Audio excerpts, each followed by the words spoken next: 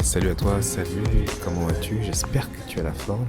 Ici, Juno Entretien à cœur, j'espère que tu vas bien. Et là, en fait, je suis dans un subway en train de faire un enregistrement pour ce podcast. Et en fait, je viens de terminer un coaching. Et à travers ce coaching, il y a un thème que j'avais déjà abordé qui revenait. Et ce thème, en fait, c'est la petite voix que tu entends, cette petite voix dans ta tête qui t'aide et quelque part qui te bloque. Et cette petite voix qui te bloque en question, cette petite voix en fait qui pose problème, c'est celle qui te dit en fait que tu n'es pas capable de faire quelque chose, c'est celle qui va vraiment venir entamer la confiance en toi, c'est cette petite voix en fait que j'ai tendance à dire que je combats. Je combats mais de toutes mes forces quand j'enregistre avec toi cet épisode pour pouvoir te parler. C'est pour ça que je préfère de loin et de très très loin te tutoyer. Parce que je veux que ça te touche toi, je veux que tu te sentes concerné, je veux pas quelle que soit ta position, hein, peut-être que toi qui m'écoutes, tu es grand dirigeant de société, peut-être que tu es alternant, peut-être que tu es jeune, peut-être que tu es vieux, peut-être que tu es une femme, peut-être que tu es un homme, mais l'idée est là, l'idée est derrière, l'idée pour moi très forte c'est de pouvoir te parler parce que c'est cette petite voix là, celle que tu entends dans ta tête, c'est elle qui dit en fait que tu n'es pas capable de faire quelque chose. Et ça prend souvent un peu cette forme très particulière de dire ben tiens je vais pas faire ça parce que bon je vais pas ou bien par exemple typique mais non je vais pas dire ça dans un entretien, ah non parce que bon il va voir que je suis pas motivé, ou bien mais non je vais pas aller demander ça je veux pas l'embêter, ou bien non mais pas la peine de t'adresser à ce mec là, toi tu as fait ça ou tu viens de tel milieu ou tu qui te dit, ou je vais pas demander ça en salaire, bah non parce que bon tu comprends, et c'est cette petite voix là quelque part qui vient et qui pour moi vient polluer littéralement tout le travail que tu pourrais faire dans ta recherche. C'est cette petite voix qui arrive toujours au meilleur moment, j'ai envie de dire, qui va faire en sorte que tu te lèveras pas le matin en te disant ouais, de toute façon ça sert à rien, ça sert à rien, j'ai déjà fait des efforts hier, j'ai déjà envoyé 1500 candidatures, j'ai eu aucune réponse. Alors je suis désolé, cette petite voix tu vas toujours l'entendre, ouais, et elle sera toujours là. Alors je sais pas, hein, donc si jamais il y a des psys qui m'écoutent, certainement ils ont un petit nom pour cette voix, un nom peut-être en latin qui explique qui elle est. La vision des choses que j'ai en tant que praticien, ça dit comme ça on dirait un médecin, mais quelqu'un qui a passé des entretiens d'embauche et qui coach les personnes, c'est que cette petite voix elle pose problème. Et tout le but du mot hacker dans le nom de cette chaîne, dans ce coaching que je veux particulier qui est celui d'un entretien hacker, c'est de venir hacker cette petite voix. Premièrement, mettons-nous bien d'accord, cette petite voix est l'expression des croyances limitantes. C'est-à-dire de tout un certain nombre de choses que tu as eues dans la tête qui sont inspirées de ton éducation, de qui tu es, de ce que tu imagines. Et la plupart du temps, elle n'a rien à voir avec la réalité. Oui, mais je veux pas aller faire ça de cette manière parce que tu comprends, ça se fait pas. Tout ça fucking sort. D'où est-ce que ça vient ça? Pourquoi tu ne pourrais pas t'adresser à quelqu'un? Pourquoi tu ne pourrais pas oser postuler tel ou tel poste? Oui, mais j'ai pas la compétence, j'ai pas fait l'école qu'il fallait. Ok, mais qui te dit que tes compétences ne vont pas intéresser pour autant? Peut-être que tu pourras pas viser le poste celui que tu penses, d'accord, mais ça te coûte quoi d'essayer? Et souvent postuler jusqu'à preuve du contraire c'est gratuit. Le jour où ça sera peut-être payant on en rediscutera, mais c'est gratuit. Ouais, mais on va peut-être se moquer de moi. D'accord. Peut-être que tu as raison, peut-être qu'ils vont se moquer de toi. Et alors? Qu'est-ce qui poserait problème sur le fait, oui, ça fait mal, c'est vrai. Et tu sais quoi, franchement, de de tout mon cœur, viens avec moi, on pleure 1 jour, 2 jours, 3 jours, mais après relève-toi. Tu guéris de ça. Tu guéris de ça et ne laisse pas cette petite voix t'envahir parce qu'en fait c'est à cause d'elle que tu ne feras rien, c'est à cause d'elle que tu vas aller sur cette pente glissante où tu vas te sentir mal de plus en plus. Tu vas te sentir mal, tu n'auras pas envie et tu ne mettras pas le niveau d'effort nécessaire.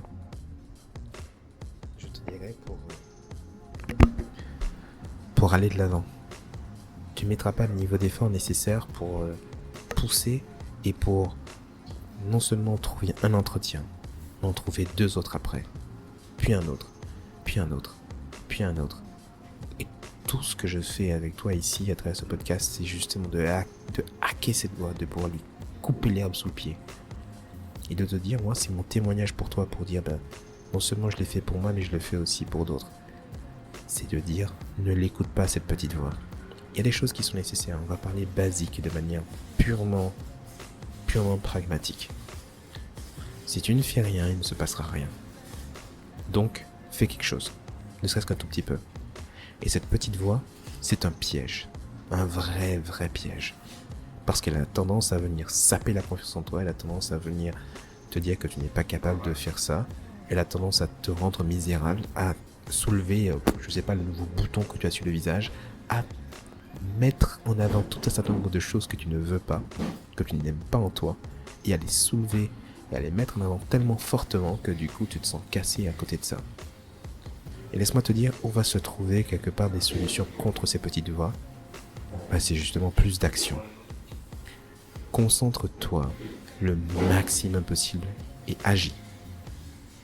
Et fais en sorte que cette voix, qui va être ce bruit de fond, quelque part, qui est là, qui va être ces doutes, ces peurs, ce que j'avais appelé une fois dans un de mes posts, ce qui fait peur dans l'entretien, c'est d'être face à toi-même. Donc, c'est ce qui rend les entretiens terribles. Donc, cette petite voix-là, elle sera toujours là en tâche de fond. Même moi, au bout de 145 entretiens, qu'est-ce que je l'entends encore ? Et souvent, je fais ce parallèle entre ceux qui recherchent l'entretien et ceux qui, justement, sont comme moi, entrepreneurs et qui doivent faire grandir l'entreprise. Le parallèle est immédiat parce qu'on joue le même jeu. Et souvent, la réponse pour lutter contre cette petite voix, c'est l'action. Et il y a un phénomène qui, pour moi, qui est de l'ordre de la magie. Alors, je dis de la magie, mais en fait, le vrai terme pour ça, ce serait un véritable hack. C'est de dire, quand tu mets une quantité d'effort, on ne sait pas encore quelle va être cette quantité d'effort, et que tout d'un coup, tu passes un premier entretien d'embauche. Ta confiance en toi n'est pas encore là. Non, parce qu'en fait, à ce moment-là, tu n'as pas confiance en toi. Tu te dis, non, en fait, je sais pas trop, je sais. Ouais. Et cette petite voix commence à se taire, littéralement, lorsque tu vois que quelqu'un qui est en face de toi te fait confiance. Il dit, vous avez fait ça, c'est top. Rien qu'avec cette petite phrase que quelqu'un va te dire, paf, mon Dieu, tu dis quoi ? J'ai de la valeur ou je peux intéresser quelqu'un ? Waouh ! Et c'est ça dont on se parle, c'est ce moment-là. C'est à ce moment-là que tu vas commencer à couper l'herbe sous le pied à cette petite voix de manière sérieuse.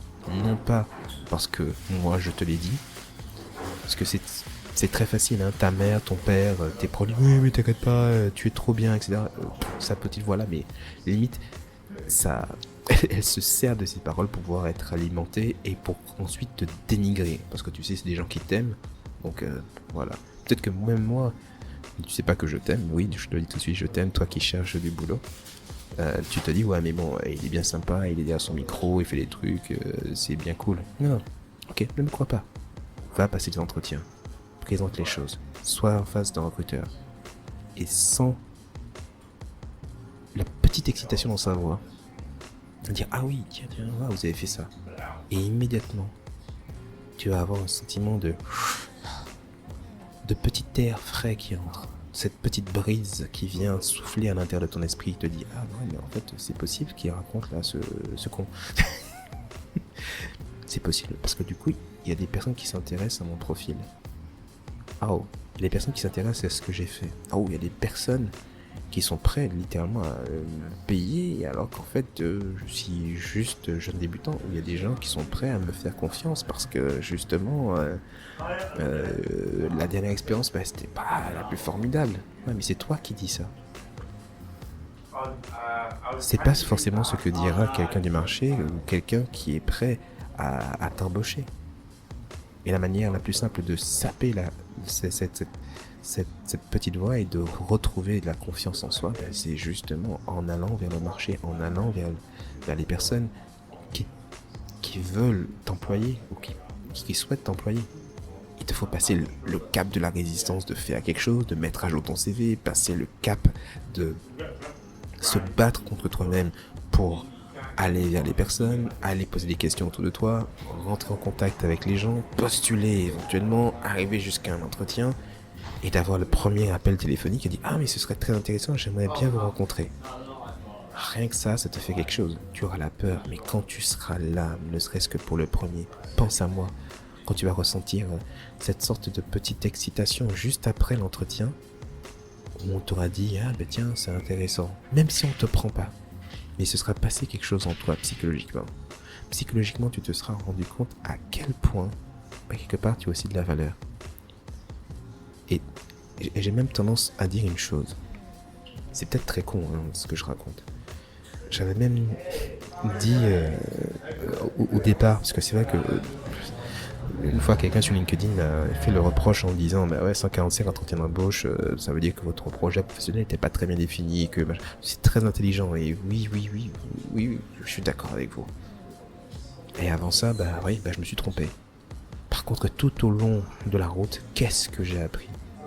Les premières fois où j'ai passé les entretiens d'embauche alors que j'étais déjà ailleurs, j'avais une certaine vision très très particulière de mon poste et même des fois de ma vie en général. Et juste de passer un entretien hors du cadre de ce que je sais, ou quelque part je me dis waouh, mais ça a vraiment de la valeur ce qu'on me dit.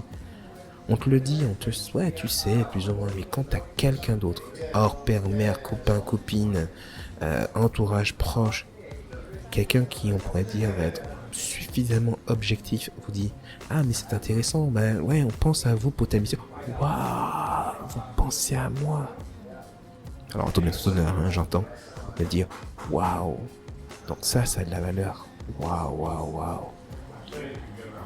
C'est là où tout d'un coup, en termes de confiance en toi, alors, tu seras toujours toi à la fin de l'entretien, mais il va se passer un truc. Il va se passer un truc qui fait que tu seras plus le même. Et moi, je vais même te donner un second hack, parce que le premier hack, c'est vas-y quand même, va passer des entretiens. Le second hack qui ressort de ça, c'est de dire passe-en beaucoup plus que ce que tu penses. C'est-à-dire, tu dis ouais, mais j'ai déjà passé un, c'est déjà bien. Non, il t'en faut 14. 125 s'il le faut. Alors je dis pas que tu dois passer 125 entretiens, absolument. Mais dans l'idée de continuer à en chercher encore. Parce qu'en fait l'objectif de tout, c'est de pouvoir trouver. Et tu ne t'arrêtes que lorsque tu as trouvé. Alors certains vont peut-être me dire ouais mais il faut qualifier le machin, éventuellement cibler. Peut-être. Par contre je sais une chose, c'est que plus tu passes d'entretien, meilleur tu deviens. Parce qu'il faut être clair. L'entretien d'embauche, c'est quelque chose qui est tellement personnel, c'est une aventure tellement intérieure, et comme je tendance à dire, un truc tellement mental, que si tu laisses ça au fruit de l'intelligence, de machin, et que tu n'es pas dans l'action pour aller, eh bien, tu laisses beaucoup de choses sur le côté, parce que tu ne vas pas jouer le vrai jeu.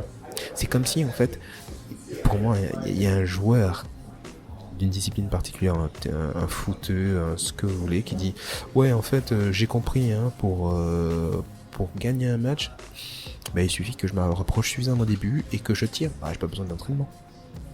Non, il te faut recommencer encore. Et les grands joueurs de foot ou les grands joueurs de basket, si vous saviez à quel point ils s'entraînent, alors qu'on pourrait se dire non mais c'est bon, il a compris le principe, tout le monde comprend bien le principe. Mais l'idée est de pouvoir recommencer, il faut que cela fasse partie de toi, que ça devienne une seconde nature, que tu n'aies pas à réfléchir dans la chose. Pour ça, jette-toi dans l'action. N'aie pas peur, tu vas t'en sortir. Et si jamais tu as un doute là-dessus, Rappelle-toi, va passer ce premier entretien. Ça va te faire du bien. Passe-en plein d'autres. Encore, encore et encore pour soutenir les mouvements. Et je puis t'assurer qu'au bout de la 4e, 5e fois où tu passeras l'entretien, tu seras plus le même. Tu commenceras à avoir une autre vision de toi, même si tu ne t'en rends pas compte. Ça veut dire que pour le 6e, tu auras beaucoup moins peur. Tu te concentreras sur l'entretien au lieu de te concentrer sur ce que tu auras éventuellement à dire et si ta langue va flancher. Parce que oui, elle va flancher. Oui, ça va pas se passer comme tu veux. Mais c'est aussi de l'entraînement. Entre-temps, tu auras peut-être trouvé, dans un pareil cas, machallah, Inch'Allah, ce que tu veux, ça se passera bien. Et c'est génial. Par contre, refuse de rester là où tu es. Bouge-toi. Sors du canapé. Et fais ne serait-ce qu'une petite chose qui va t'aider à pouvoir aller plus loin. N'oublie pas, tu es au top, je suis avec toi. Travaille cette confiance en toi, c'est quand même un muscle. Tu es au top. Ciao.